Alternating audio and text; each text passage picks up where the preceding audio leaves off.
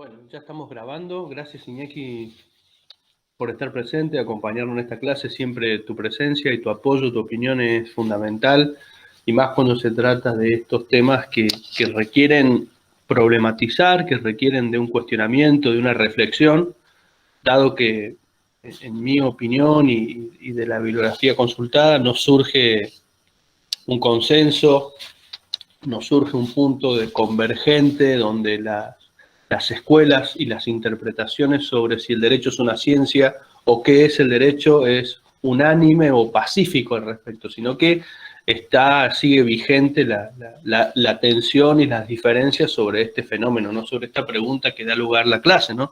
Si el derecho es una ciencia. Así que bueno, bienvenidas, bienvenidos, buenos días a todas y todos. Gracias por estar una vez más conectados en clase. Yo sé que es un esfuerzo conectarse a las 8, pero bueno, es el horario que estipula la facultad. Espero que estén con el mate, con el café, despiertas, porque requiere de atención la clase, ¿no? Si bien en el aula virtual hay un texto de Ceruti y Piñero y un video alusivo sobre la pregunta, ¿no?, que da lugar, que es una ciencia y el conocimiento, si el derecho es una ciencia y el conocimiento jurídico al respecto. Hoy vamos a hacer algunos matices, con respecto al derecho, ¿no? Y a la cientificidad o a la pretendida cientificidad del derecho.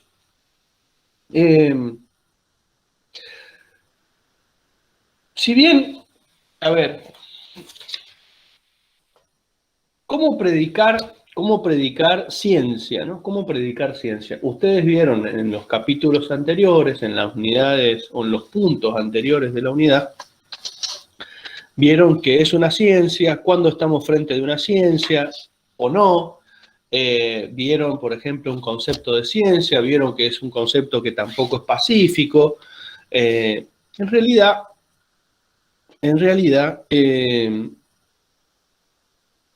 desde Popper, desde Karl Popper en adelante, pareciera ser, o el consenso más aproximado, o donde se encuentra el agua más tranquila, para decirlo de alguna manera, con respecto a la cientificidad, es cuando algo se puede predecir o cuando hay acuerdo en la comunidad científica sobre un determinado objeto de estudio. Supongamos, por el caso, el ejemplo del derecho, ¿no? O sea, si nosotros decimos que el derecho, digo, un ejemplo, ¿no? No es que yo opine esto. Digo que es un conjunto de normas válidas, dadas por la autoridad competente, ¿sí?, que son coactivas en un determinado tiempo y lugar. Si para mí el derecho es eso, bueno, ya tengo un objeto de estudio. El tema es si este concepto que acabo de dar de derecho es lo científico o el método que tengo para conocer lo que he definido como objeto de estudio es lo científico. Entonces, este es uno de los primeros interrogantes, ¿no? ¿Dónde o frente a qué nos encontramos para definir el objeto de estudio y si hay consenso en la comunidad científica? Este concepto que acabo de dar, reitero, el derecho como un conjunto de normas válidas dadas por la autoridad competente en un determinado tiempo y lugar con carácter coactivo, que regula conductas para buscar la paz social, por ejemplo, eso puede ser un concepto de derecho. De hecho, para una escuela lo es, para una concepción de derecho lo es. Si hay acuerdo en la comunidad científica, ¿sí?, y esto se puede predecir y se puede replicar y es válido, evidentemente tal vez estemos ante una ciencia que esté estable, que esté predecible, que haya paz entre la comunidad científica. Pero eso no pasó en el pasado, no pasa en la actualidad, ni creo que vaya a pasar. No hay acuerdo, no hay consenso, no hay convergencia sobre el concepto de derecho, sobre la cientificidad del derecho y sobre el conocimiento jurídico que se haga, ¿no? Entonces, como no hay consenso, como no hay acuerdo, es muy difícil predicar en los términos de alguna corriente epistemológica o filosófica que estemos frente a un derecho científico o que el derecho esté en condiciones de calificarlo como ciencia, ¿no? En definitiva, si vamos a seguir, por ejemplo, la bibliografía que sugiere el profesor Iñaki en el aula virtual, el texto de Ceruti y de Piñero, ustedes van a encontrar, por ejemplo, que pregunta qué clase de ciencia es el derecho. O sea, la pregunta está suponiendo una afirmación que es que el derecho es una ciencia, simplemente se permite preguntar qué clase o qué tipología de ciencia es. Entonces, nosotros decimos que si partimos del supuesto de que el derecho es una ciencia, vamos a sostener que el derecho es una ciencia social, ¿sí? Una ciencia social. ¿Por qué? Porque se encarga de estudiar, ¿sí?, a la producción del hombre. Y el hombre es un fenómeno cultural. Digamos. A ver, mejor dicho, el derecho estudia la producción cultural del hombre, porque el derecho no va a estudiar el hombre como ser antropológico o sociológico o biológico, ¿no? No es esa dimensión la que estudia el derecho, es la producción cultural, digamos, el producto de las relaciones culturales. ¿Cuáles son esas relaciones culturales? Y son los comportamientos en sociedad. Son los comportamientos en sociedad, son las relaciones intersubjetivas, ¿no? Es la convivencia en los centros urbanos, o aunque no sean urbanos, sean rurales. En definitiva, compartir recursos naturales, distribuir trabajo, tener relaciones de intercambio comercial, por ejemplo, y que esas relaciones generen conflictos, ¿sí? Y tengamos que discutir qué relación es justa o qué no. Ahí, en esa urdimbre, está el derecho, en esas relaciones intersubjetivas, ¿no? Ustedes imaginen que el hombre necesita intercambiar bienes y servicios. Entonces, en ese intercambio de bienes y servicios está también la naturaleza. O sea, todo lo que tenemos alrededor nuestro viene de una gestión, de un gobierno, hasta ahora para mal, del hombre sobre la naturaleza. Es decir, cómo maneja los minerales, cómo maneja los alimentos, cómo maneja la madera, cómo maneja el espacio y la tierra, digamos, porque todo lo que necesita el hombre para vivir, para reproducirse, para relacionarse, viene de la naturaleza. Entonces, en esa intersubjetividad está, por ejemplo, ahora, y no hace mucho, desde el punto de vista de los miles de años que tiene el hombre en la Tierra, el derecho ambiental, que podríamos citarlo de los años 70 en adelante.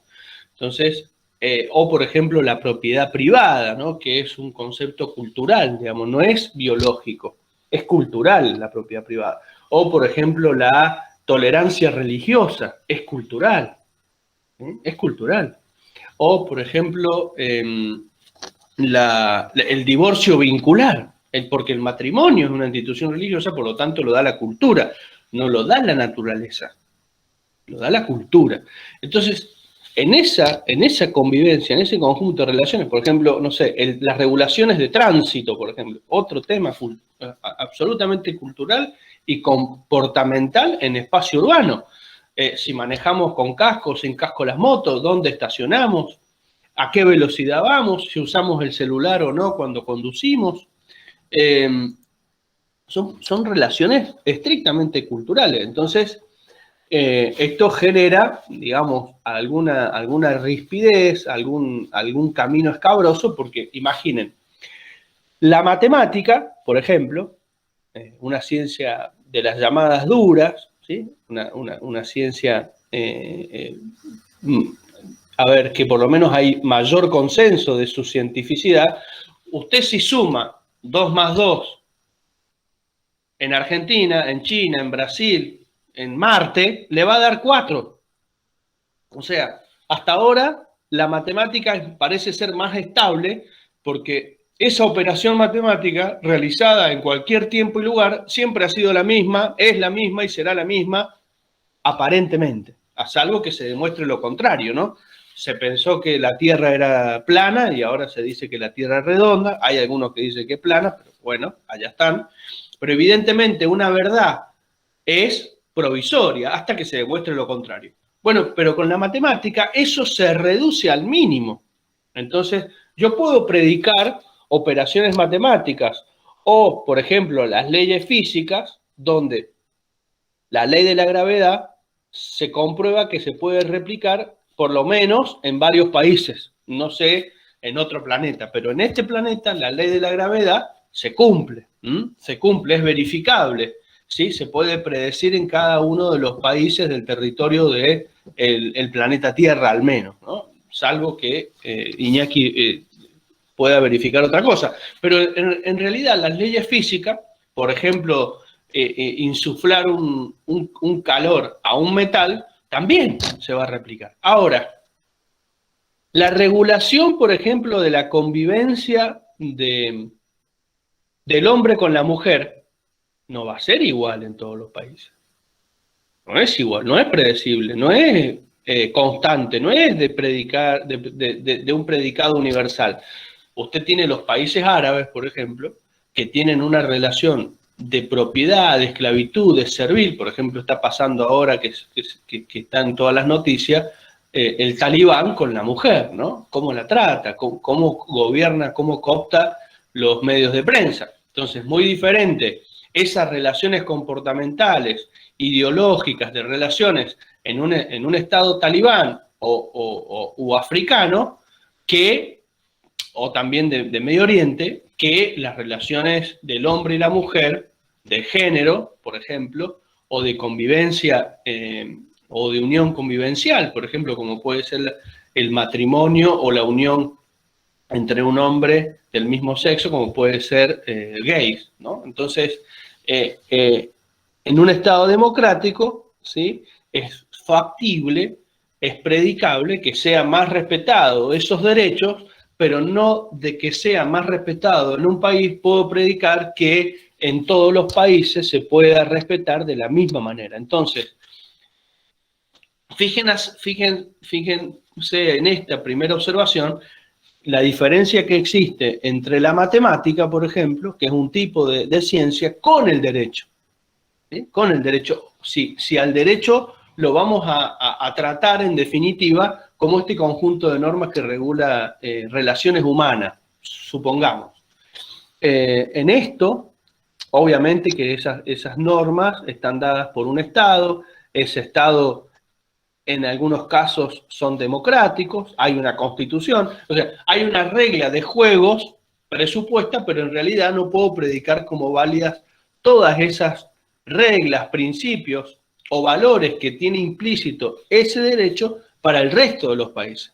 Entonces yo no lo puedo predecir, yo no lo puedo verificar universalmente, yo no puedo decir que es eterno, que es de validez universal, como decía recién, que es inmutable, que no va a modificarse, sino al contrario, es muy probable que estando en una ciencia social sea provisorio, sea de una validez temporal y espacial limitada, ¿no? Que no sea predecible, que sea mutable, o sea, va a ir cambiando de acuerdo a esas realidades comportamentales, sociales, ideológicas y culturales. Entonces, es difícil, es muy difícil, es muy complicado, me parece, adelantando opinión, calificar al derecho de ciencia. Muy diferente es adoptar un método científico para conocer ese objeto al que le denominamos de manera polémica derecho. No sé si se entiende esto. Me pueden interrumpir u opinar o preguntar lo que tengan para preguntar en cualquier momento. Si podemos sanear la duda, lo aprovechamos también al profesor Iñaki, pero en definitiva es eso, ¿no? Una cosa es el objeto de estudio y una cosa es el método de estudio. ¿Está claro? No confundamos el objeto con el método. Si yo digo que el derecho es una ciencia, así simplemente, tengo que demostrar por qué es una ciencia, ¿sí? Y ver si hay algún punto débil dentro de esa propuesta metodológica para sostener y afirmar de que el derecho es una ciencia. En definitiva, les adelanto también para que conozcan por lo menos mi opinión, mi compromiso con la percepción que yo tengo del derecho, la concepción, cómo lo concibo. Yo creo que, les adelanto, el derecho no es una ciencia. Lo que puede ser científico es el método para conocer ese objeto, que tampoco sabemos ni nos hemos puesto de acuerdo en qué consiste o qué contenido tiene ese objeto al que le decimos derecho. Supongamos, si como método para conocer ese objeto, para los justnaturalistas es el método deductivo y para los positivistas o los justpositivistas el método es el inductivo, tengo que hacer algunas aclaraciones previas a introducirme a esas diferencias que el texto también intenta explicar o dar cuenta de las diferencias de las concepciones clásicas del derecho desde el punto de vista del justnaturalismo, que coincide con una ciencia clásica o con un conocimiento, si bien yo quisiera hablar de conocimiento clásico, y de una concepción más moderna que tiene que ver con el positivismo. Pero antes quisiera diferenciar algunos conceptos, ¿no? ¿Es lo mismo hablar de derecho, ley y justicia?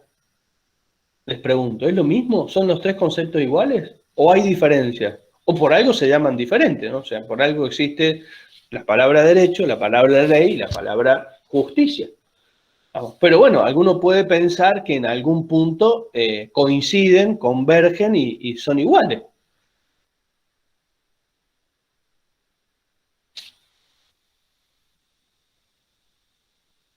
¿Nadie opina nada? ¿Es lo mismo el derecho, la ley y la justicia? ¿Es igual o son diferentes? ¿Qué diferencia tienen? Conceptual, ideológica, cultural. Bien, frente a la pregunta, por ejemplo, ¿qué es la ley? Hay consenso, hay mucho consenso. Generalmente, dentro de lo prescriptivo, de lo normativo, la ley viene de ligare, del latín ligare, que significa atar o vincular, obligar. Cuando está atado, cuando estás vinculando, cuando estás obligando, con un sentido general, a un número indeterminado de personas. Reitero, la ley viene del latín ligare, que a partir de una autoridad legítima del Estado, ya sea monarquía, república, imperio, democracia, cualquiera de esas formas, hay una autoridad, y esa autoridad es la de donde emana la ley, ligare, que obliga a un número indeterminado de personas. Esto es la ley. Eso es la ley. Después podemos ver qué contenido tiene, si es justa, si es injusta, si es arbitraria, si es útil, si es clara, si es necesaria. Podemos empezar a analizar un montón de elementos, matices que puede llegar a tener el concepto de ley y discutir al respecto. Pero hay consenso sobre que es esta emanación de una autoridad, ¿sí?, dentro de un Estado, en un territorio, que obliga a un determinado número de personas y que frente al incumplimiento existe una sanción. La justicia, hay muchos conceptos de justicia, pero bueno, podemos ver la justicia en Aristóteles, podemos ver la justicia en San Agustín, en Santo Tomás, podemos ver la justicia en Ulpiano, ¿no? Pero hay también un consenso tal vez menor que al de la ley con respecto a su conceptualización, pero hay bastante consenso de que la justicia es un valor, es un valor. Dentro de ese carácter axiológico, digamos, de lo que significa la justicia, tenemos diferentes tipos de justicia. Ahora, la justicia pareciera ser que también tiene que ver con los comportamientos, sobre todo cuando se tienen que ver con hábitos, ¿no? O sea, para que una conducta, por ejemplo, no sé, alguien que lo califican de solidario, lo califican de solidario, como una persona virtuosa por ser solidaria. Para Ulpiano, por ejemplo, la justicia es la constante y perpetua voluntad de dar a cada uno lo suyo, lo que le corresponde a cada cual. Entonces, si la justicia la empezamos a definir en función de las condiciones que tiene que tener una virtud, que tiene que ser constante y perpetua, al menos tiene que tener la pretensión de ser constante y perpetua, evidentemente si yo tengo un acto de desprendimiento y de compromiso social una vez al año, no puedo ser calificado de solidario porque tiene que ser constante, o sea, todos los días tengo que ser solidario para ser calificado de solidario. Eso es con respecto a la mirada de Ulpiano, ¿no? Entonces, o por ejemplo, alguien que estudia. O sea, si usted quiere ser un virtuoso del estudio, y lo tiene que hacer todos los días, constante y perpetua, o sea, de manera permanente, todos los días. No es que usted estudia una vez al año, rinde y aprueba, y eso es virtuoso. Entonces, si la justicia es la dimensión axiológica, si la justicia es una virtud, como lo predicaban los filósofos clásicos, evidentemente no es la ley ni tampoco es el derecho. Puede ser la justicia en sí mismo un fin del derecho y de la ley, mas no puede ser la identificación del concepto entre ley y derecho. No sé si quedó claro, tal vez lo complejicé, pero es mucho más sencillo de lo que yo lo estoy explicando. Derecho, ley y justicia no son conceptos iguales, son diferentes. Estoy tratando de explicar que muchas veces en el discurso, en la retórica, en la escritura, en la conceptualización, hacemos una ensalada de fruta. Batimos un poco y sale algún concepto. No. Hay varios conceptos de justicia, ¿sí? Pero en definitiva, lo que nos interesa es la relación que tiene con el derecho, el Estado y la ley, y es que la justicia es una virtud, la justicia es un valor, la justicia en relación al derecho es un fin, es un fin. Si es un fin, no es el objeto ni el principio del derecho. Bien, la ley, ya les expliqué, es la emanación de la autoridad legítima o válida dada en un tiempo y lugar que a través de una estructura normativa prescriptiva que es la ley, con una técnica legislativa particular, en definitiva saca un producto que obliga, permite o prohíbe a un número indeterminado de personas y que frente al incumplimiento evidentemente hay sanción. Bien, ahora el derecho. El derecho. Frente a la pregunta, ¿qué es el derecho? ¿O cómo conocemos ese derecho, ese fenómeno? Bien, evidentemente acá la cuestión es mucho más compleja y los conceptos y las visiones, concepciones, escuelas que estudian este derecho, evidentemente es mucho más polémica, difusa, profusa y podríamos seguir el texto acá. A mí me gustaría ampliar un poquito el texto porque evidentemente si vamos a reproducir un texto aquí en las clases, ¿para qué están los docentes? ¿No? Porque todos sabemos leer y escribir, ¿no? Entonces, si bien las dos concepciones clásicas de cómo justamente apreciar, cómo conocer, cómo concebir a lo que llamamos derecho, se mantiene. ¿Cuál es? La concepción justnaturalista, ¿sí? La concepción justnaturalista, ¿sí? Y la concepción justpositivista.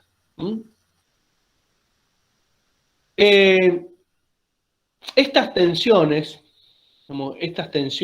esta mirada diferente, ahí el texto lo trata y lo reduce muy de manera ligera, me parece a mí,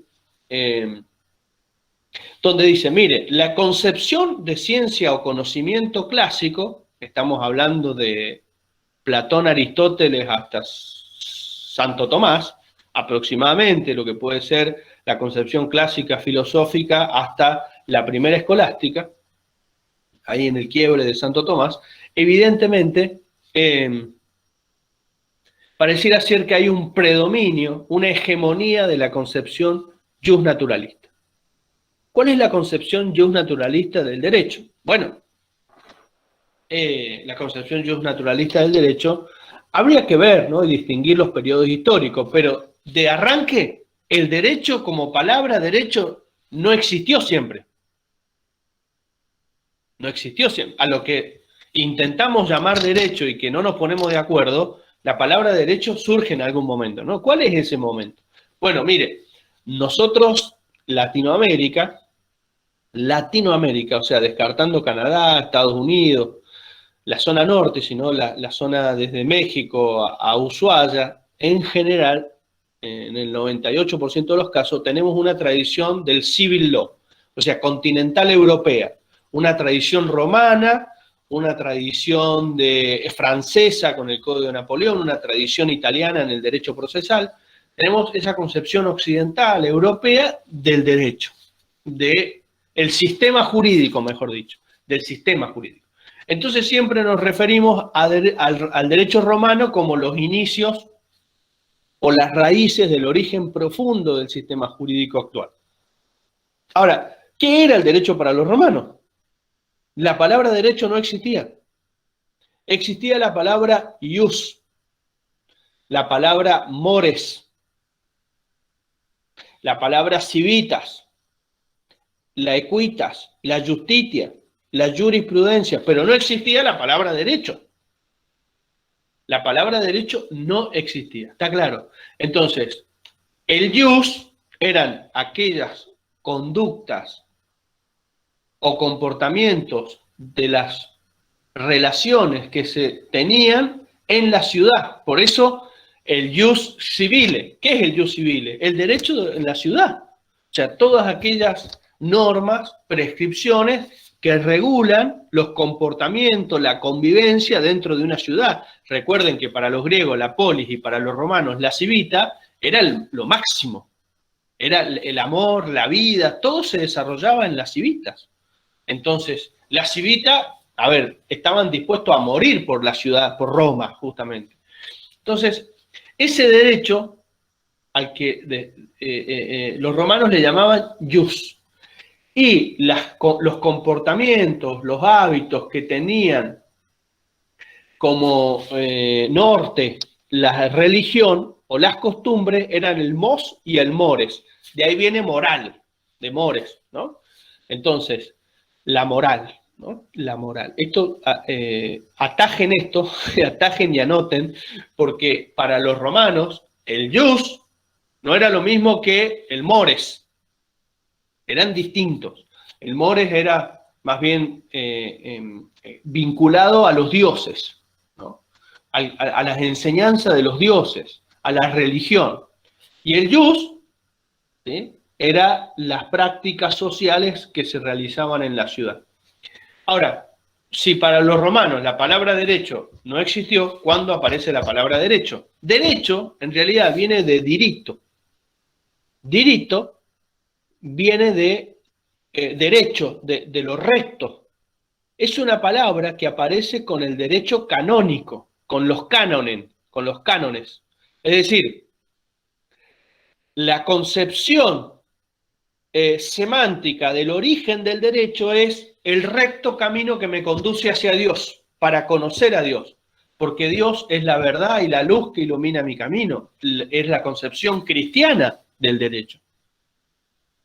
En el origen de la palabra son los canonistas los que elaboran el derecho canónico, que es el derecho que regula la iglesia con los fieles y el gobierno de la iglesia. Ese es el derecho canónico, y dentro de ese derecho canónico se dice derecho, se le llamaba derecho aquello recto, derecho, aquello que me conduce directo a Dios, una concepción cristiana, una concepción teológica cristiana, monoteísta de la palabra derecho. No sé si se entendió esto, Iñaki, ¿está claro esto o está bien? Perfecto.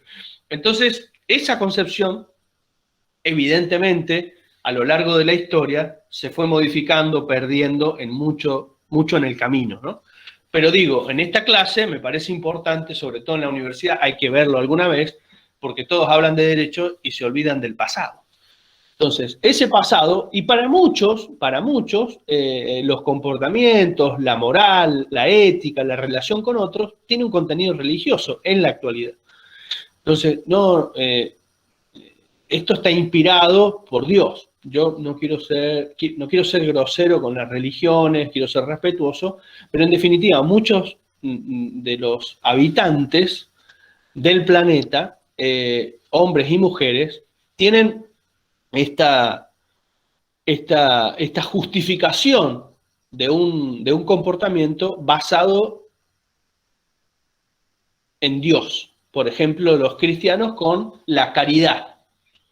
¿Sí? La caridad. Es más, la institución católica tiene un lugar que se llama Cáritas, ¿no? Por ejemplo, ¿no? Entonces justifican, o el diezmo, por ejemplo.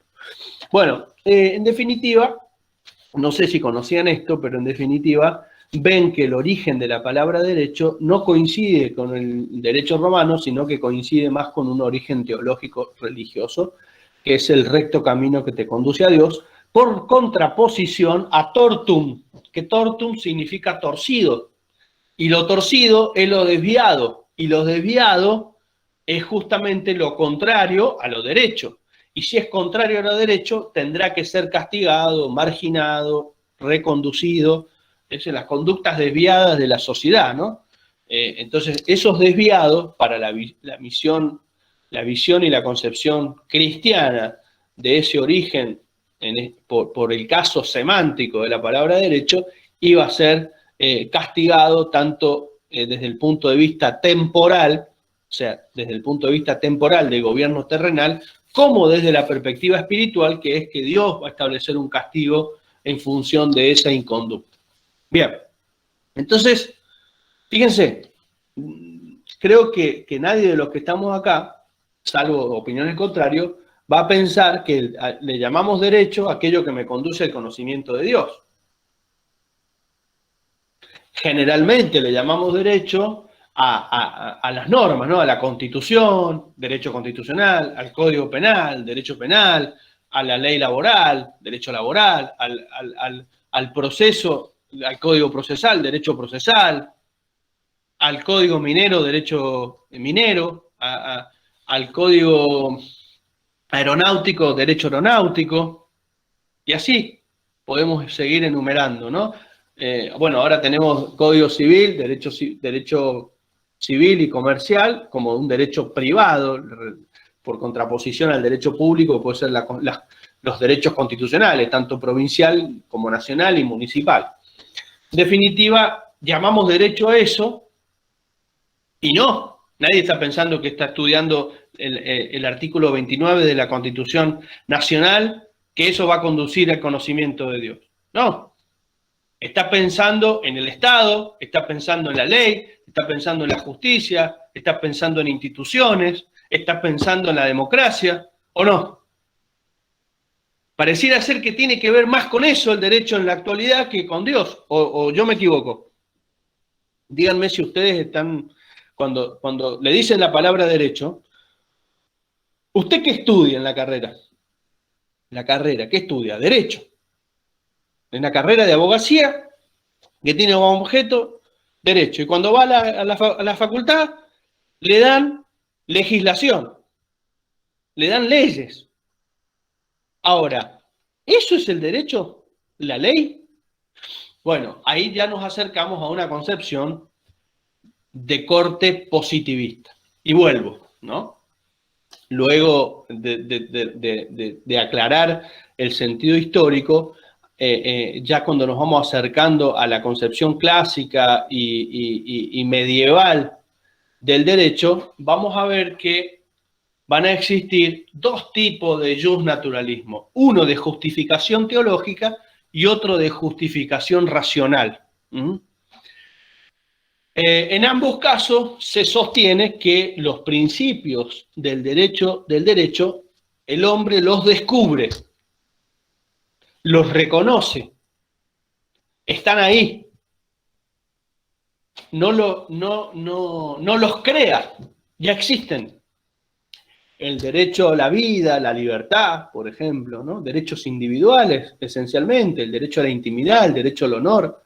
Digamos, son derechos, para la concepción clásica, naturales, que están en esa naturaleza y que el hombre, ya sea mediante la inspiración divina, justnaturalismo teológico, o de inspiración y justificación racional, justnaturalismo racionalista, los puedes conocer y esos principios que son bien gruesos, bien elásticos, son de predicación universal, ¿sí? Son inmutables, son iguales, ¿sí? Y son bien personales, son de atribución personal, no son colectivos, en el sentido de que cada individuo le corresponde ese derecho. Está claro, no es que a un grupo sí y a otro no, o a uno sí y a otro no. A todos los hombres y mujeres del planeta se puede predicar que esos derechos los reconoce a través de Dios o de la razón y justifica la predicción de esos derechos o principios naturales. Entonces, el gran problema que tiene el justnaturalismo, que es cuando el positivismo lo cuestiona y le dice, bueno, mire, está bien que tanto en el positivismo como en el justnaturalismo el derecho a la vida es una realidad, pero no podemos predicar de universal ese derecho a la vida, ese derecho a la libertad, o, por ejemplo, otros derechos por ejemplo, de no discriminación, o, por ejemplo, el de prohibición al maltrato y esclavitud, mujeres, etcétera, etcétera, etcétera. Entonces, ¿por qué? Porque hay otros países con otra cultura, con otra regulación, que impide la predicación universal de esos principios. Entonces hay un choque entre la naturaleza, para los justnaturalistas, con la cultura y la imposición de la autoridad de esos países que no reconocen esos derechos. En general hay los países que están en la ONU, que son alrededor de, ya estamos llegando a los 200 países que integran la ONU, la mayoría de esos países son democráticos y han suscrito la Carta Fundamental de Naciones Unidas y la Declaración Universal de los Derechos Humanos, la Carta de Derechos Humanos. En esos derechos humanos coinciden con aquellos, ¿sí?, con aquellos principios o derechos que surgen de la naturaleza y que el hombre los reconoce. No los crea, los reconoce, ¿sí? A través de la razón o de Dios. Generalmente la concepción más difundida del justnaturalismo es el justnaturalismo racionalista. Ahora bien, pero podríamos seguir yendo en profundidad y discutiendo, pero uno de los grandes ejes que tiene el justnaturalismo es que en su concepción, en su médula, hay valores, sobre todo moral, sobre todo el contenido de la moral, de la dignidad, ¿sí? La moral, que necesariamente no va a tener un correlato legal, ¿sí? En el positivismo la moral es algo muy diferente y que no habita en la médula del derecho, está fuera del derecho. Y esta es la gran tensión que existe ahora, tal es así que a los justnaturalistas se los llama justmoralistas y a los justpositivistas, ¿sí? A los justpositivistas, por ejemplo, Atienza está hablando de un pospositivismo o de corrientes analíticas, todos ellos dogmáticos en general. Entonces, Espero que me vaya acercando, ¿no? Pero, por ejemplo, cuando leemos el texto de Antígona, que yo se los recomiendo, yo no sé si este año lo tenemos, creo que no, sí, Iñaki. En el texto de Antígona, ustedes pueden ver, les recomiendo la lectura de Antígona, porque esta tensión, en otros cursos lo teníamos, para demostrar justamente la antigüedad que tiene esta tensión, inclusive en una obra de teatro tan majestuosa como es Antígona, donde hay una tensión entre el derecho de justificación divina o natural contra la ley del hombre o la autoridad. En definitiva, el origen de la concepción naturalista o jus naturalista del derecho es divina, es natural, donde el eje central va a ser la moral. En cambio, vamos ahora a ver si contraponemos un poco esta idea, cómo lo trabaja el positivismo. Hemos dicho que a lo largo de la historia, sobre todo en el periodo contemporáneo y posmoderno, en este último tiempo, las autoridades estaduales han ido cada vez reconociendo más derechos humanos.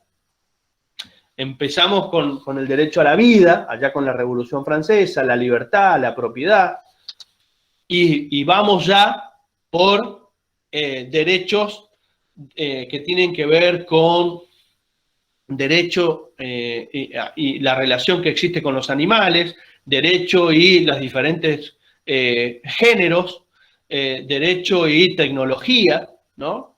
Derecho y ambiente, derecho y consumidor. Digamos, jamás se pensó en la Revolución Francesa que usted iba a tener una relación con la tecnología o estar pensando en ciberdelitos, en cibercrimen, en moneda digital. Todas esas relaciones, ¿sí?, se fueron correspondiendo con una carta de derechos humanos. Por ejemplo,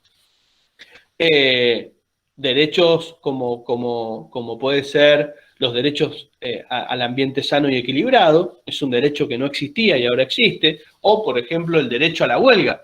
En la época peronista en Argentina, la huelga era un delito y ahora es un derecho. Entonces, las distintas concepciones fueron avanzando y fueron concibiendo y reconociendo derechos humanos fundamentales.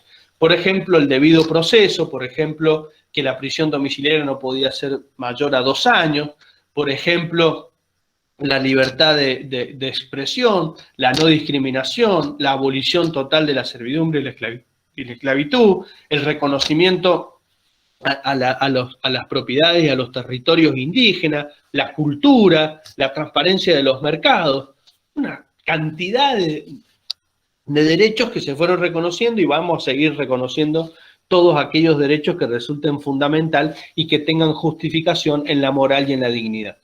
Ahora, ¿está claro esto? Bien, vamos ahora a ver qué dice la otra escuela, la otra concepción del derecho. Si bien el positivismo como tal lo podemos ubicar a fines del siglo XIX, principio del XX, ¿no?, desde Comte en adelante. Comte, un sociólogo que empieza a hablar, es uno de los primeros sociólogos que empieza a hablar de que justamente hay una necesidad de que los conocimientos sociales sean ciencia. Entonces toma el método de las ciencias naturales para aplicarlo al conocimiento social. Por eso habla de una ingeniería social a la sociología, ¿no? Y de ahí el resto de las ciencias sociales, entre eso el derecho, ¿no?, como una ciencia social, que era lo que habíamos empezado a hablar al principio. Ahora, el positivismo concibe lo dado, lo puesto, lo tangible, donde lo particular es la diferencia que existe entre el ser y el deber ser. El ser se van a ocupar las ciencias naturales, el ser, los hechos, lo que se puede verificar, lo que se puede medir. Todo aquello que se puede medir se puede transformar, lo tangible. Al derecho lo vamos a ubicar en las ciencias del deber ser. O sea, El derecho va, a través de la legislación, a través de la ley, va a prescribir conductas que son prohibidas, permitidas, u obligaciones, obliga, permite y prohíbe, pero va a prescribir cómo debe ser el mundo, no cómo es el mundo. ¿Está claro esto?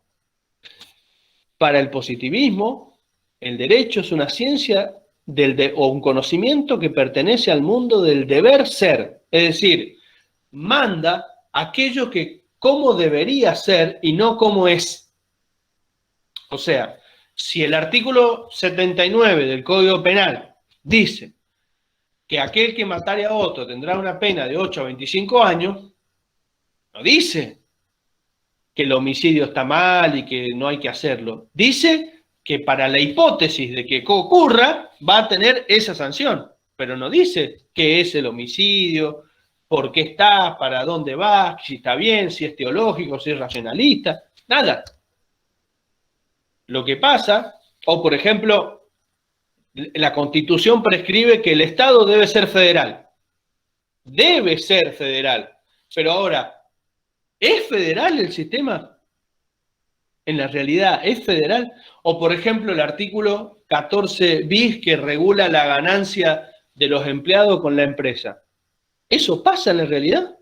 En el mundo del ser, ¿eso pasa? Y no. Y no. O, por ejemplo, que los decretos de necesidad de urgencia van a tener determinadas condiciones con aprobación de tal y tal requisito. ¿Eso pasa? Y no. Y no. O, por ejemplo, la no discriminación. O, por ejemplo, el respeto por la discapacidad o las minorías. ¿Eso pasa? No.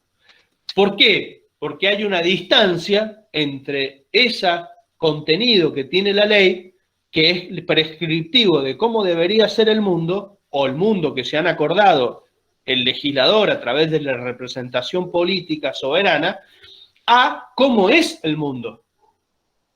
Entonces, este es el primer eslabón para descifrar que es una ciencia social que, para el positivismo, una ciencia social, fíjense, que pertenece a las ciencias del deber ser. Bien, entonces, hay una distancia para Kelsen entre las ciencias normativas y las ciencias empíricas. Las ciencias normativas es a la cual pertenece el derecho para describir el mundo como debería ser, y las ciencias empíricas que explican el mundo como es. Entonces, la ciencia jurídica, ¿sí?, lo que estudia es el derecho creado por el Estado. Para el positivismo, la ciencia del derecho estudia el derecho creado por el Estado. Y el derecho creado por el Estado es la ley. Para la concepción justnaturalista, nadie crea derechos, simplemente se reconocen de la naturaleza. Después va a haber un Estado y una autoridad que los reconoce, pero para el positivismo los crea. Entonces el positivismo le va a decir, mire, usted es persona humana porque el Código Civil y Comercial dice que usted es una persona humana, porque es una creación legal. ¿Sabían ustedes que la categoría persona, ahora, bueno, persona humana, pero la palabra persona es una creación cultural, es una creación legal? ¿Se entiende? O sea, usted es persona porque la ley lo dice.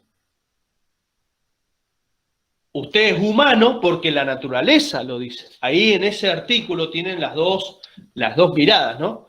Por eso se modificó en el 2015, antes era persona, todo ente capaz de contraer derechos y obligaciones, pero la palabra persona es una palabra que crea la ley. En cambio, ahora le ha agregado la palabra humana, acercándose más a esta necesidad de mirar el derecho como una concepción natural donde el Estado va reconociendo derechos y no va creando, digamos, porque los derechos existen de la naturaleza por el hecho de ser hombres y mujeres, ¿no? Ser humanos. Por eso, derechos humanos fundamentales, ¿no? La concepción de derecho humano está ligada esencialmente a una concepción jus naturalista o jus moralista. ¿Qué más?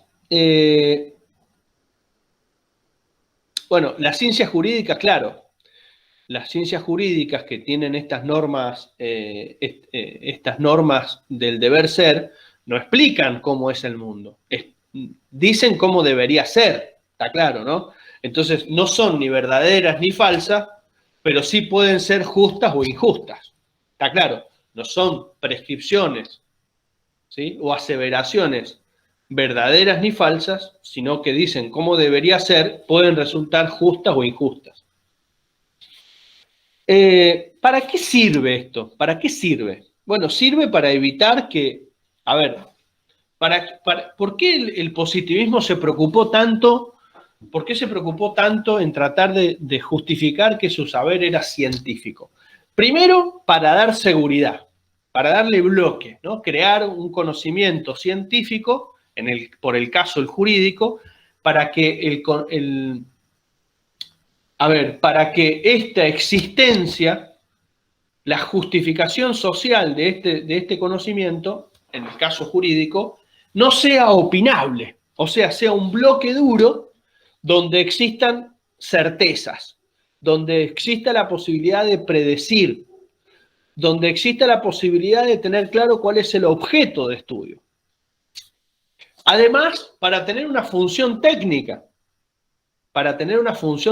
dentro de la sociedad, usted, si se recibe de abogado, para los positivistas, usted va a ser un técnico del derecho, entonces va a tener un margen de discrecionalidad dentro de su profesión y con esos conocimientos tener una técnica específica aplicada a la justificación y a la argumentación de esa concepción del derecho.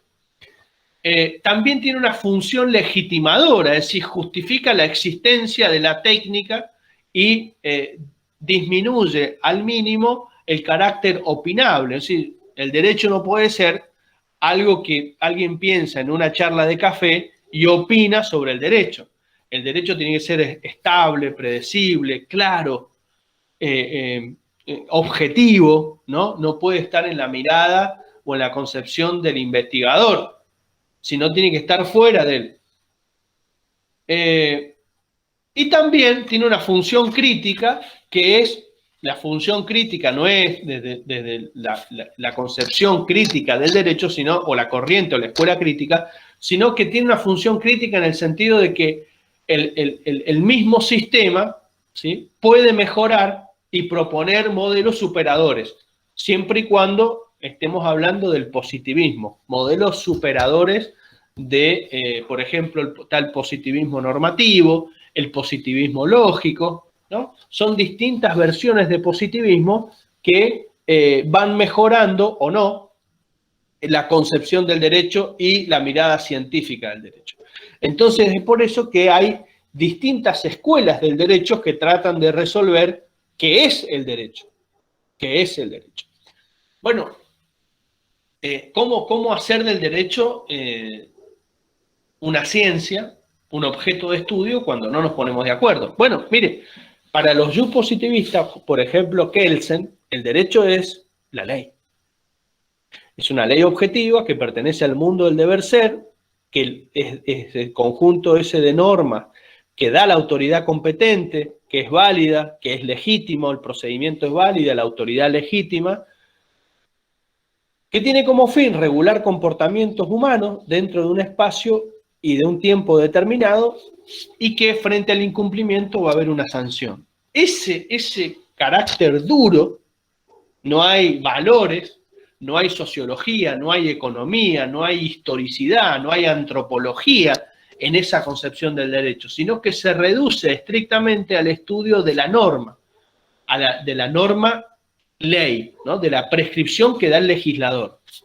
Y el jurista, el abogado, el juez, lo que tiene que hacer es interpretar esa ley, y la interpretación de esa ley es la descripción de ese mundo como debería ser. No tiene margen para ir más allá de la ley. Es decir, no puede el jurista dar una justificación, por ejemplo, moral de esa norma. O sea, si el artículo 79 dice que el que matare a otro tendrá una pena de 8 a 25 años, el jurista no puede decir, a mí me parece mal esto. Yo no estoy de acuerdo. No, mire, esa no es la función del jurista, esa es la de un opinólogo. El jurista tiene que decir, mire, en este caso, si el rango es de 8 a 25, en este caso, por ejemplo, que la mató en ocasión de robo, serán 20 años, en este caso, que lo mató en un accidente de tránsito, será 8. En ese rango se tiene que mover, pero no tiene que decir, no, a mí me parece mal porque yo estoy a favor de que la gente se mate y que no haya sanciones. No puede hacer eso el jurista. ¿Está claro? Puede, sí, por ejemplo, decir que lo que está prohibido es matar, que no está en la norma, no está prohibido matar en la ley, porque la norma dice, tendrá una pena de 8 a 25 años el que matare a otro, o el que matare a otro tendrá una pena de 8 a 25 años. Eso supone la prohibición de matar, pero la ley no dice que está prohibido matar. La ley no dice que está prohibido matar. Eso lo dice el enunciado normativo que se desprende de la prescripción legal. No sé si se entiende esto. El sistema jurídico nuestro no prohíbe matar, sanciona esa conducta. Entonces, la función del jurista, del abogado, no es emitir juicios morales, juicios axiológicos sobre eso. Eso puede ser en otra concepción del derecho, pero acá no. ¿Por qué? Porque hacemos dogmática jurídica, analítica jurídica. Entonces,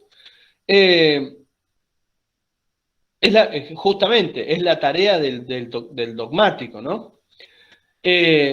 Si el derecho es este conjunto de normas dado por la autoridad competente en un tiempo y un determinado lugar, que frente a la sanción hay incumplimiento porque hay una coacción, o sea, hay un elemento psicológico en el sistema legal que de alguna manera impacta, oprime, reprime, condiciona a los seres humanos a comportarse de determinada manera. Evidentemente, por ejemplo, usted no mata porque le tiene miedo a la prisión. Usted no mata porque le parece que está mal. Porque en su información genética, natural y cultural, no está programado para matar. En general no estamos programados. Estamos para autoconservarnos, para reproducirnos. Esa es la conservación de la especie, la multiplicidad. Entonces, esto hay que manejarlo porque si no nos vamos confundiendo con la concepción del derecho. Entonces, si el derecho es eso que dice Kelsen, que acabo de explicar, entonces la función de científica está justificada porque tiene un objeto de estudio determinado, porque es objetivo, porque es predecible, porque se da el método inductivo para conocer esas pautas, esos criterios, esos principios. Entonces, pareciera ser que en la concepción justpositivista la cientificidad del derecho está más asegurada que en la concepción justnaturalista, porque en la concepción justnaturalista evidentemente hay una pretensión de validez universal, son inmutables cuando son provisorias para el positivismo. Entonces, estos enunciados son difíciles de concebir desde el punto de vista de la ciencia. En particular, como les digo, yo pienso de que tanto en una concepción como en otra no se puede predecir ninguna de las opciones, el derecho, porque no sabes cómo va a variar el legislador en el sistema positivista o cómo van a cambiar las concepciones culturales. Por lo tanto, el derecho siempre es inestable. Tenga la concepción que tenga, es inestable, es algo que es difícil de conocer, es algo que se puede modificar. En definitiva, yo creo que el derecho no es ciencia, sino el método para conocer ese objeto de estudio que voy a tratar de ahora explicar cómo muchas escuelas tratan de aproximarse a ese objeto de estudio. Digo, para los naturalistas dijimos que es este conjunto de principios éticos, morales, que son predecibles, perdón, que son predicables a nivel universal, que son válidos en todo tiempo y lugar, ¿no? Que son inmutables en general. Para la concepción yo positivista, la versión kelseniana, por ejemplo, que hemos compartido aquí, también es otra concepción del derecho. Para otros, por ejemplo, para muchos americanos, el derecho es lo que los jueces dicen que es decir, lo que los jueces vayan resolviendo, ese es el contenido del derecho porque le da más certeza y en definitiva son los que tienen la última palabra y ellos dicen para dónde va la cosa. Para otro el derecho es un artefacto, ¿no? Un artefacto, una producción del hombre que lo manipula y lo gobierna el hombre. Para otros el derecho es lo que el poder establece, por ejemplo, la concepción más bien marxista o de Buenaventura Sousa de Santos, donde dice que son sociólogos críticos, donde dicen que el derecho es una variable dependiente del poder, es decir, el derecho dice o tiene el contenido que los burgueses o las clases dominantes quieren que diga, porque de esos procesos legislativos o el contenido de ese derecho, si lo reducimos a la ley, no participan las minorías vulnerables. Entonces quedan al margen. Por ejemplo, ¿no? O los trabajadores, el proletariado queda fuera de esa superestructura normativa, porque no participó, no opinó sobre cuál es el contenido que debe tener. O, por ejemplo, otra concepción, una concepción de carácter lógico. Otros dicen que el derecho es lenguaje y rigen las reglas del lenguaje. Otros dicen que el derecho es pura axiología, es que el derecho es todo aquello que sea justo, moralmente justo. Entonces, tenemos diferentes concepciones del derecho. Concepciones del derecho, como le digo, desde el punto de vista de los jueces, desde el punto de vista lógico, desde el punto de vista del poder. Tenemos concepciones desde el punto de vista legal, como la de Kelsen. Entonces esto va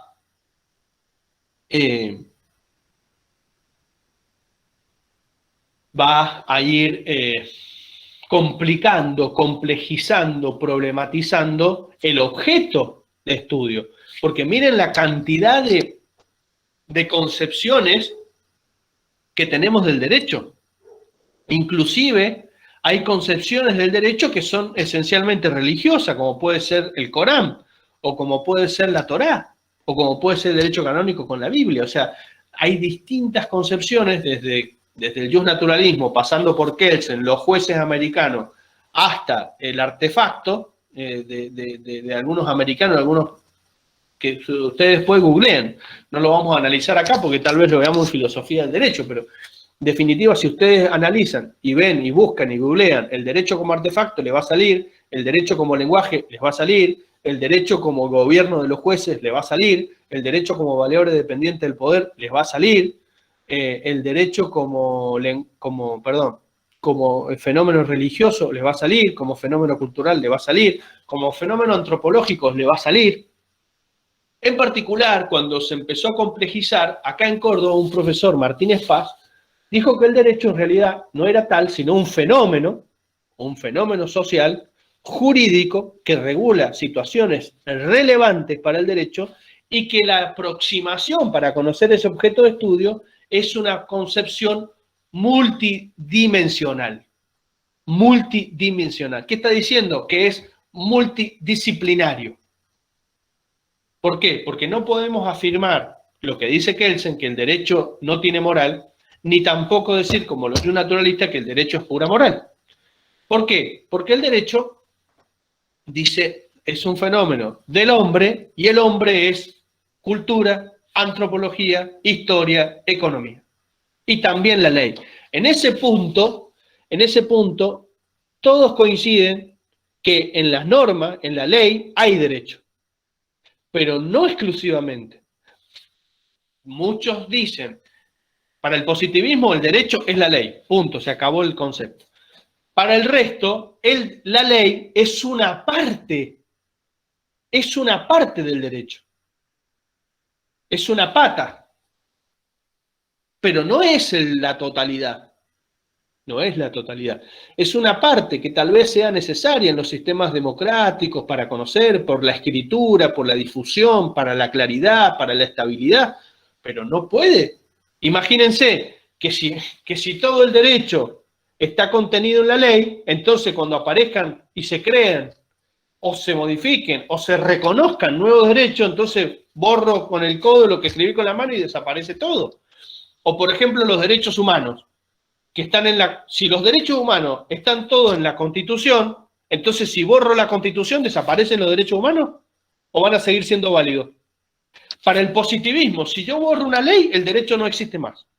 Para el yo naturalismo, si yo borro todos los derechos que existen en el planeta, los derechos siguen siendo válidos, siguen siendo justificables y siguen siendo los mismos, porque no dependen de la escritura de la autoridad legislativa. En cambio, para el positivismo sí, y ese es el gran valor que tienen los derechos humanos. Mañana viene un gobierno militar y borra la Constitución. ¿Qué? ¿Nos quedamos sin derechos humanos? ¿Qué les parece a ustedes? Y no, imposible. Después de la Segunda Guerra Mundial y los juicios de Nuremberg, imposible, imposible. Por lo menos concebirlo. De hecho, que pueda pasar de que venga un régimen dictatorial. No quiero dar nombres, pero hay algunos que han hecho campañas con este tipo de predicaciones en Buenos Aires, donde pareciera ser que son estos elegidos del pueblo, son estos dirigentes iluminados, que pueden perfectamente sentirse empoderados, como en su momento fueron los grandes autoritarios de la década del 30 y del 40, por llamar Hitler en Alemania, Tito en Yugoslavia, Franco en España, Mussolini en Italia, y así podemos seguir con los nombres. No sé, los rusos también tuvieron lo suyo, ¿no? Bueno, y así.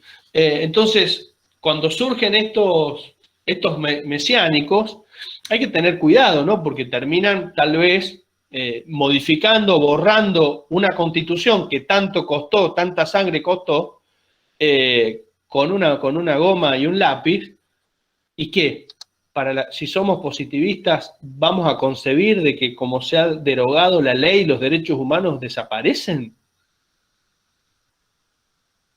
Entonces el derecho no puede ser la ley, es algo más. Entonces, en el fenómeno multidisciplinar, multidimensional, vamos a analizar la faceta antropológica, la faceta cultural, la faceta económica, la faceta histórica, la faceta legal, por supuesto, pero tenemos que animarnos a dialogar con otras disciplinas, con la sociología, para poder entender ese fenómeno, porque, a ver, vamos a poner ejemplos donde confluyan todas estas miradas y veamos lo complejo que es. Claro, es muy cómodo decir, el derecho es lo que dice el legislador, me pongo a estudiar la ley y me voy a mi casa. No, eso sería muy cómodo también, ¿no? Sería muy fácil reproducir en los exámenes, como suele pasar, un artículo, me ponen un 10 y me voy a mi casa. Miren, ¿alguien tiene el artículo 29 ahí a mano de la Constitución, por ejemplo? Si lo pueden leer, así participamos un poco, porque ya tengo la voz que ni te cuento. Pueden googlearla, sacar la Constitución escrita, como quieran. Artículo 29 de la Constitución. Para dar un ejemplo.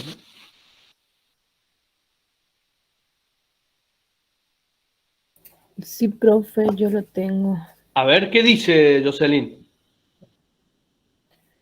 El Congreso no puede conceder al Ejecutivo Nacional ni las legislaturas provinciales a los gobernadores de provincia facultades extraordinarias, ni la suma del poder político, ni otorgarles sumisiones o supremacías por las que la vida, el honor o las fortunas de los argentinos queden a merced de gobierno o persona alguna.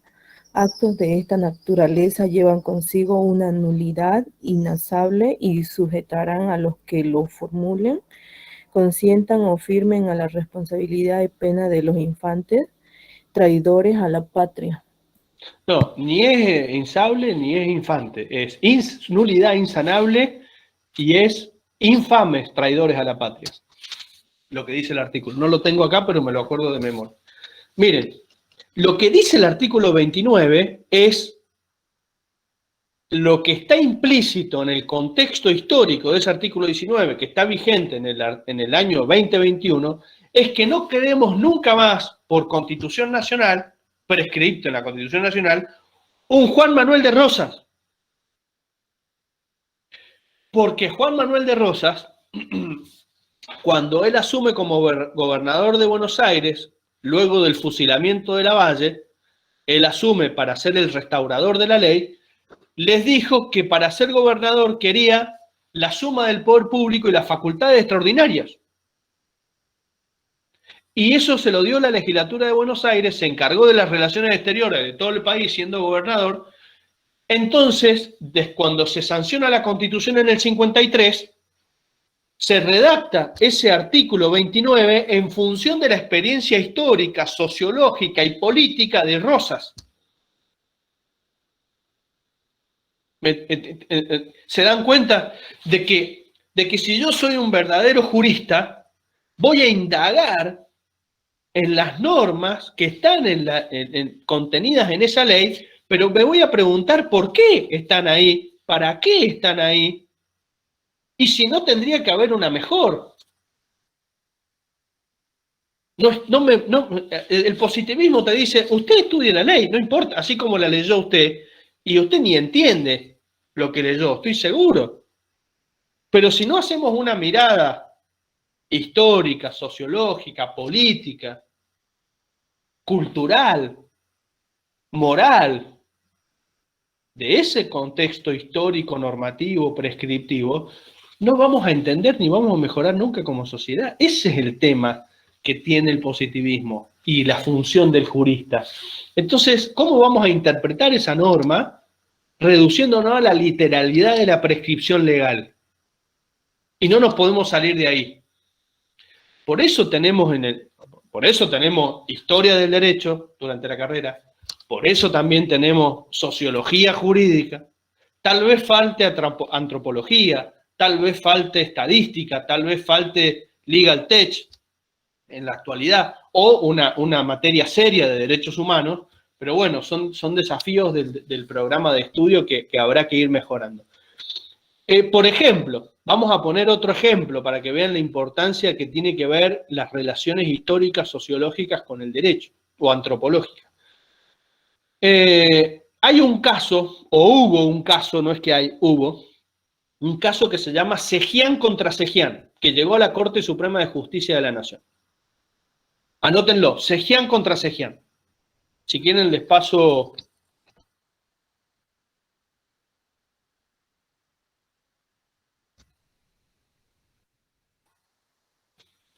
Cejián contra Cejián. ¿Ahí quieren que les pase el caso? Sí, profe. Ahí se los paso por el... A ver si está acá. Un momento.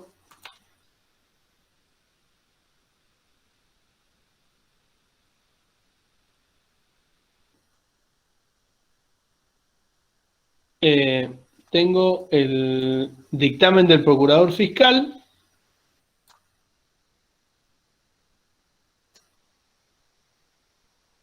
Y tengo el fallo. Ahí se los paso. Iñaki, ¿lo puedo pasar por el grupo de WhatsApp?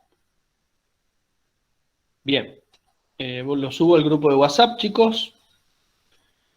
Tenemos... ¿dónde está el grupo? Lógica y argumentación, acá está.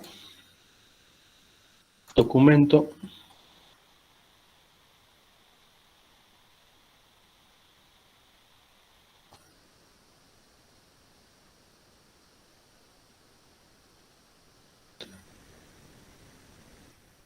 Bueno, les comento mientras que les llega el archivo. Ahí está. ¿Les llegó?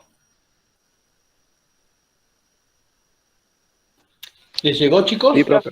Sí, profe. Sí, Ah, perfecto. Fantástico. Les comento que estaba mirando la fecha, 14 del 9 del 2021. Yo me recibí de abogado un 14 de septiembre del 2007, como a las 4:30 de la tarde. Rendí navegación y fue mi peor examen. Había mucha gente afuera, creo que por eso me aprobó el profesor. Bueno, les comento. Así que llevo ya unos cuantos años de abogado. Ahí está, en ese caso, miren, en la década del 80 del siglo XIX, había una tensión entre liberales y católicos, una tensión fuerte. Ahí los liberales eran masones que conducían los destinos del país, Roca, Avellaneda, Juárez Celman, ¿no? Distintos personajes de esa época, donde se discute, por ejemplo, la educación, se discute el servicio militar, se discute la moneda, se discuten el registro civil y también se discute el divorcio vincular. Se sanciona la ley de matrimonio civil,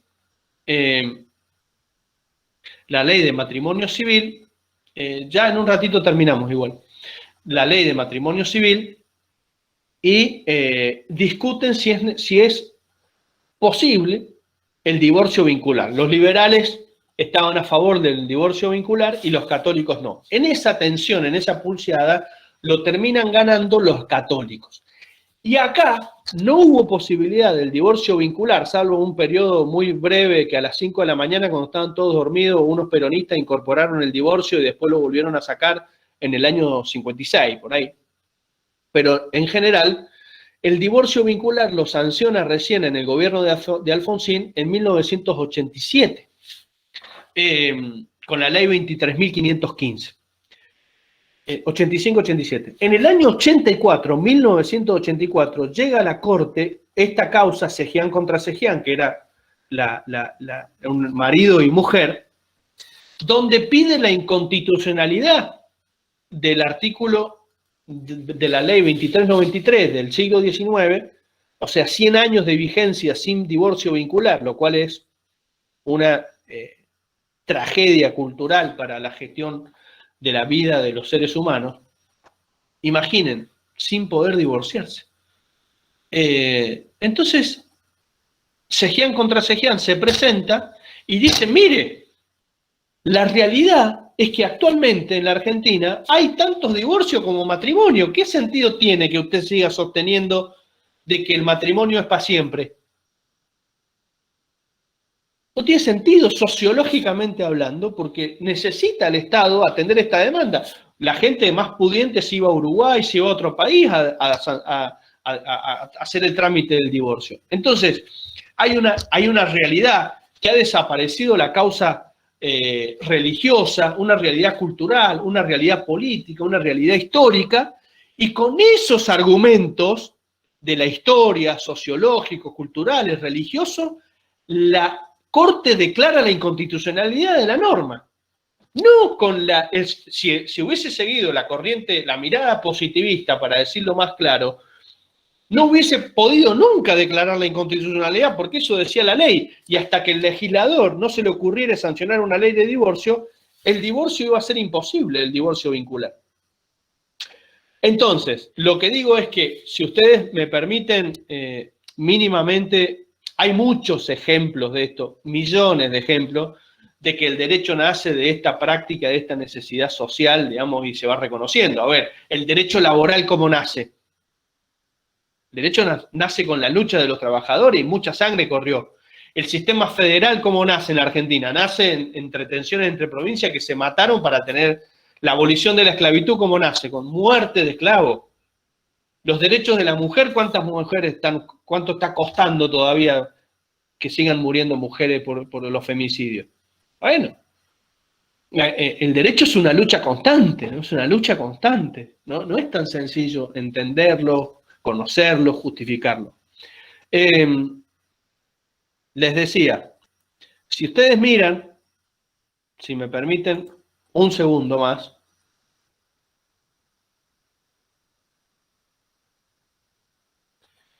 Si ustedes ven se van al dictamen o directamente al fallo, el fallo está en la página, en el mismo documento están los dos, el dictamen del procurador y está también el fallo de la Corte, van a encontrar los argumentos sociológicos, políticos, culturales, religiosos, por el cual termina declarando la inconstitucionalidad del divorcio. Ya, a ver, leer un párrafo.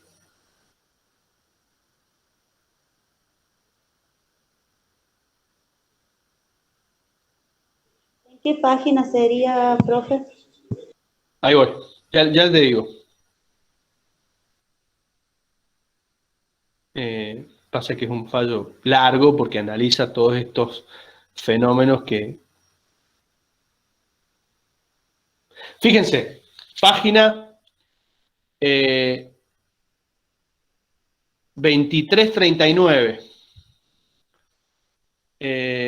donde dice punto 11. Punto 11, página 2339. Fíjense que dice la Corte que, como se ha expresado, o sea, como viene explicando para arriba todas las páginas anteriores, los fracasos matrimoniales ocurridos constituyen un hecho social que debe enfrentarse cuidando que las soluciones jurídicas que se establezcan encaren el problema en el marco del sistema de las libertades de nuestra Constitución que impone el legislador. Y el control de esa condición es la función que nuestra Constitución pone a cargo de este tribunal, que no puede renunciar a la gravísima responsabilidad de señalar aquellas normas legales que impliquen un riesgo para que ese sistema de libertades y por consiguiente podrían retrotraer las condiciones de convivencia de los argentinos. Es decir, un problema, un hecho social. El hecho de que el doloroso problema de los fracasos matrimoniales afecte no solo una parte no mensurable de la población, no significa que se pueda admitir el argumento de que mediante el divorcio vincular trata de solucionar un conflicto solo atinente a una minoría. Bueno, ahí habla de que si es mayoría o minoría, en definitiva, da argumentos sociológicos, culturales, políticos, sociales, que no están en el sistema normativo, pero sí están en la argumentación de una concepción no positivista para declarar inválida una norma dada por el legislador. Bueno, yo creo que no sé, profesor Iñaki, sé que por ahí tenés que retirarte, pero no sé si hay alguna pregunta, alguna duda. No quiero seguir profundizando al respecto, pero me parece con esto está bien, que puedan analizar el fallo y distintos ejemplos de la Constitución o de otra legislación para que vean lo importante rol que cumple otras disciplinas para entender el derecho. Sí, también hacer una aclaración, además de la distinción entre si el derecho es un objeto de estudio científico o el derecho tiene un método científico, es que en el seno del derecho, de las prácticas jurídicas, se recurre a la ciencia. Es decir, esa es otra dimensión. Por ejemplo, cuando el juez pide un informe a un instituto para, no sé, para analizar el análisis genético, el análisis de sangre, si coincide con tal sujeto.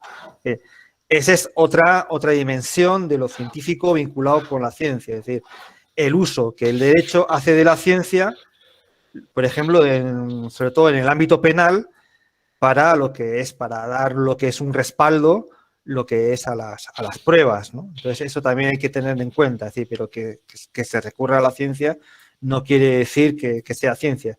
Y luego, como siempre, es decir, lo que es en el ejercicio, la actividad que hay que hacer en esta unidad, que es la participación en el foro, parece que es una actividad sencilla, pero la evaluación va a ser muy, muy, muy exigente. O sea, no penséis que la evaluación va a ser como en la primera actividad que volaban los 10 y los 9. No, va a ser exigente porque ahí vais a tener que demostrar una capacidad, además de capacidad analítica, una capacidad de síntesis y de integración. Ahí es donde va a haber lo que es, si alguien dice, bueno, no, sí, el texto es muy bonito y punto, si la participación en el foro no dice nada, la evaluación va a ser mínima. Y la evaluación va a ser mínima quiere decir que la evaluación puede ser de 1 a 10.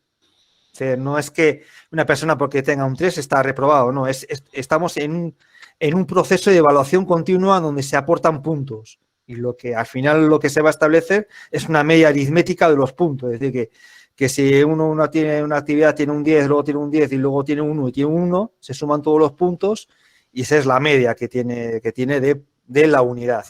Entonces, cuando vamos a reflexionar acerca de si el derecho es una ciencia o no es una ciencia, tenemos que tener muy claro desde qué definiciones vamos a partir tanto de ciencia como de derecho. Sí, siempre lo mismo. O sea, a veces preguntan, ¿usted qué opina de tal cosa? No, o sea, desde qué definición partimos, porque ese va a ser el punto clave para poder determinar lo que es nuestras posturas. Entonces, ya habéis visto con la clase de Pablo que hay muchas posturas en cuanto a la concepción del derecho. En el curso en los textos hemos visto muchas definiciones de ciencia. Creo que hay más de 7 definiciones de ciencia. No os quedéis con la definición de Platón, que es una definición que hoy en día está absolutamente obsoleta, ni tampoco la de Aristóteles. Hay muchas definiciones de ciencia, hay muchas definiciones de derecho, y vosotros vais a tener que jugar con esas definiciones. O sea, no es que por el mero hecho de que el profesor Pablo sostenga la postura de que el derecho no es una ciencia, para que todos ustedes contesten en el foro que el derecho no es una ciencia. O sea, aquí no se trata de adoctrinar a los estudiantes, sino lo que se trata es que nosotros os ofrecemos una serie de herramientas conceptuales, teóricas, a partir de las cuales ustedes van a ir construyendo su propia idea de derecho, su propia idea de ciencia, como también deberían de ir construyendo sus propias concepciones de democracia, de política, de filosofía, de lo que sea, ¿no? Entonces, este curso, que es un curso que tiene como apellido la introducción a la filosofía, es un curso que logra que ustedes piensen por sí mismos, como decía Kant, ¿no? Pensar por sí mismo y no reproducir lo que piensan los profesores. Entonces, eso, tener muy en cuenta a la hora de apostar por una postura o por otra, o cuestionar lo que sea, siempre tenéis que tener muy claro cuáles son las definiciones que tenéis, tanto de ciencia como de derecho, y que sean coherentes entre ellas. ¿Sí? Que sean coherentes entre ellas, ¿no? ¿Sí? Porque si nosotros vamos a utilizar una definición como se utilizaba lo que es en la modernidad, la típica definición de Galileo y toda esta gente, ¿sí? En ese sentido, no podemos decir que las matemáticas es una ciencia, porque las matemáticas no necesitan del mundo para demostrar su validez. Las matemáticas se demuestran internamente, por eso son formales. Y por eso Kelsen se aproxima a una concepción axiomática, a una concepción matemática, a una concepción lógica, porque de esa manera las leyes, las normas, se validan en sí mismas. Lo único que se busca es que haya coherencia entre las leyes, dentro del sistema jurídico, para obtener su validez. Entonces, por eso, para Kelsen, el método es el método deductivo. Y con el método deductivo, y sobre todo desde una perspectiva axiomática, de una perspectiva matemática, no requerimos del mundo. O sea, nos da igual cómo sea el mundo, sea justo o sea injusto. O sea, lo que busca Kelsen es que las leyes sean puras, sean coherentes, sean consistentes. Esas son son las palabras en las que se va a apoyar Kelsen para darle cientificidad lo que es lo que es para él al derecho, ¿no? Entonces, lean el texto, la clase está grabada, la pueden ver 5.000 veces si lo requieren, pueden ver todas las veces que quieran. Y reflexionen bien qué es lo que van a contestar, porque la evaluación, ya digo, que va a ser exigente. Va a ser exigente, es un foro. Y en el foro también se va a evaluar positivamente, máximo 2 puntos, aquellos estudiantes que interactúen con las respuestas de otros. Es decir, que si una persona saca un 2, entonces tiene la oportunidad de poder subir la nota a un 4, pero interactuando de una manera positiva, constructiva, coherente. Entonces, pero ya aviso, la evaluación va a ser exigente. Es una actividad fácil que tampoco no debería llevar mucho tiempo. El tiempo va a consistir en ver quizás ver de nuevo la clase, o releer los textos, ¿no? Que eso es lo que, al menos en el ámbito jurídico, uno debería de acostumbrar a leer y releer los textos, los fallos, las sentencias, porque son textos, los textos jurídicos de por sí no son fáciles de leer. Incluso igual tiene una mayor complejidad que la mayoría de los textos filosóficos, porque uno también tiene que aprender a leer entre líneas. Y eso sería todo por mi parte, Pablo. Bien, gracias, Iñaki. Sí, yo cuando decía del fenómeno multidisciplinar es porque el derecho en la operatividad dialoga o necesariamente tiene que interactuar o dialogar con otras disciplinas, con otros saberes, como puede ser esto que decía el profesor Iñaki, o puede ser la biología, puede ser la química en una causa ambiental sobre gases tóxicos o residuos peligrosos, puede ser, por ejemplo, en un caso de campo sobre un incendio y si afecta o no al campo, un agrónomo, la agronomía, puede ser, por ejemplo, el tema de los ADN para la filiación, por ejemplo, hoy se está dialogando, yo dirijo un diplomado en México, se está dialogando con los programadores y los ingenieros en sistemas, cómo hacer sistemas predictivos para mejorar la decisión humana a través de una máquina, de una computadora, de un software, para ver si podemos mejorar la decisión. Hoy, no sé, veíamos un caso de Colombia que entran 1.400 expedientes por día al tribunal, de los cuales promedio cada expediente tiene 400 hojas. Si usted multiplica 1.400 por 400 hojas, necesita 800 horas para leer eso, cuando la computadora estaban sacando que cada expediente lo hace en 2 segundos. Entonces, bueno, para ser mucho más eficientes, tenemos que empezar a dialogar con estos ingenieros para ver si, o formarnos nosotros en programación. Entonces, necesariamente para donde vamos es a la interdisciplina, sobre todo con tecnología. Profesor Iñaki, muchas gracias por todo, ¿eh? Hasta pronto. Bueno, un poco era eso lo que estaba aclarando Iñaki, que es una realidad, el diálogo con otras disciplinas, la objetividad del sistema positivista, ¿no? Eso, véanlo, cuáles son las condiciones de coherencia, de validez, de coactividad que tienen las normas, en el justnaturalismo, cuándo se puede predicar que el derecho es ciencia, cuándo no. Les acabo de pasar un texto de Krishman que él cuestionó la cientificidad del derecho, es un pequeño texto, pueden indagar con él por aquellos que se inclinen o quieran justificar la falta de cientificidad del derecho, pueden acudir a ese autor que fue el primero que empezó a negar la cientificidad del derecho. Y para los que afirmen que el derecho es una ciencia, tendrán que leer otros autores. Así que bueno, esto ha sido todo. Muchas gracias. Estoy a disposición. Los que se quieran quedar unos minutos más para comentar, para hacer alguna pregunta, para ver si necesitan alguna colaboración mía, estoy a disposición.